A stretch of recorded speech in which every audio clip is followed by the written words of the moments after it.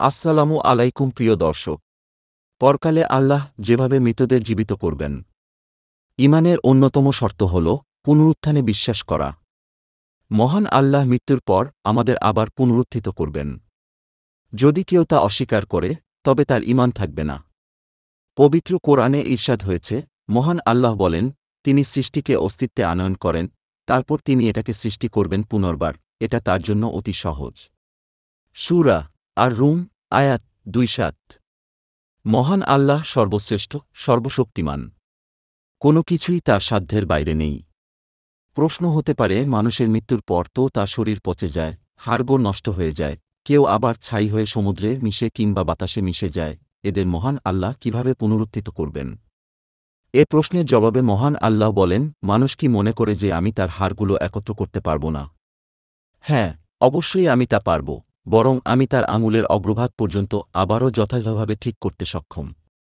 সূরা কিয়ামাহ, আয়াত ৩-৪। অর্থাৎ মহান আল্লাহ তার বান্দাদের আঙুলের ছাপসহ যথাযথভাবে পুনরুত্থিত করবেন। আঙুলের ছাপ মানবদেহের এমন গুরুত্বপূর্ণ সূক্ষ্ম অংশ যে এই অংশ দিয়ে মানুষের আইডেন্টিটি যাচাই করা হয়। ইংল্যান্ডে স্যার ফ্রান্সিস গোল্ড আবিষ্কার করেন, পৃথিবীতে এমন কোনো ব্যক্তি পাওয়া যাবে না যার আঙুলের ছাপ অন্য কোনো ব্যক্তির সঙ্গে হুবহু মিলে যাবে। প্রত্যেক মানুষকে শনাক্ত করার জন্য তার আঙুলের ছাপই যথেষ্ট।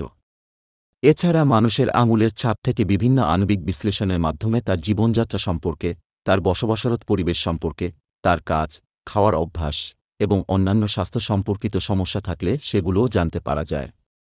মহান আল্লাহ ইব্রাহিম আলাইহি ওয়াসাল্লাম এর আশা পূরণের জন্য মৃতকে জীবিত করে দেখিয়েছিলেন, যেন তার হৃদয় প্রশান্ত হয় এবং পরকালের ব্যাপারে মানবজাতির বিশ্বাস দৃঢ় হয়। ঈর্ষাদ হয়েছে, আর যখন ইব্রাহিম বলল, হে আমার রব, আমাকে দেখান কিভাবে আপনি মৃতদের জীবিত করেন।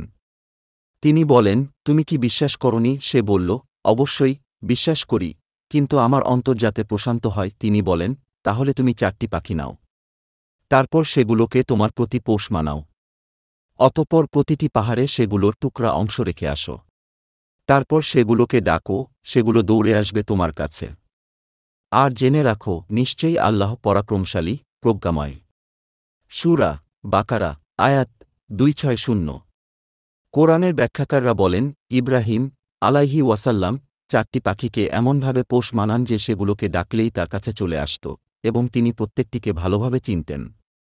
এরপর আল্লাহর আদেশে পাখিগুলোকে জবাই করে সেগুলোর হাড়, মাংস, পাখা ইত্যাদিকে কিমায় পরিণত করে কয়েকটি ভাগে বিভক্ত করে নিজের পছন্দমতো কয়েকটি পাহাড়ে এক একটি ভাগ রেখে আসেন।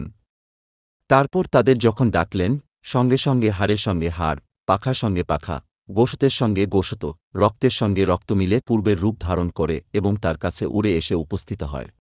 তাফসিরে কুরতুবী। রাসূল সাল্লাল্লাহু আলাইহি ওয়াসাল্লাম এর যুগে মুনাফিকরা পুনরুত্থান নিয়ে সংশয় প্রকাশ করলে আল্লাহ বলেন, মানুষ কি দেখে না যে আমরা তাকে সৃষ্টি করেছি শুক্রবিন্দু থেকে, অথচ পরে সে হয়ে পড়ে প্রকাশ্য বিতণ্ডাকারী।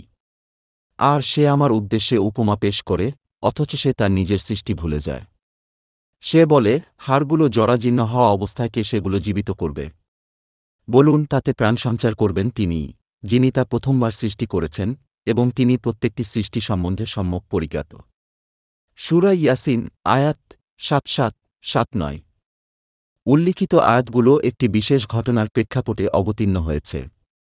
ঘটনাটি এই যে ইবনে ওয়াইল মক্কা উপত্যকা থেকে একটি পুরনো হাড় কুড়িয়ে তাকে সহস্তে ভেঙে চূর্ণবিচূর্ণ করে রাসূলুল্লাহ সাল্লাল্লাহু আলাইহি ওয়াসাল্লাম কে বলল, এই যে হাড়টি চূর্ণবিচূর্ণ অবস্থায় দেখছেন, আল্লাহ তাআলা একেও জীবিত করবেন কি?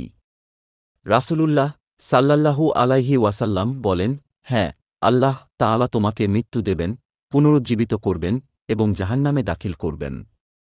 আল্লাহ আমাদের সবাইকে নামাজ পড়ার তৌফিক দান করুন, আমিন।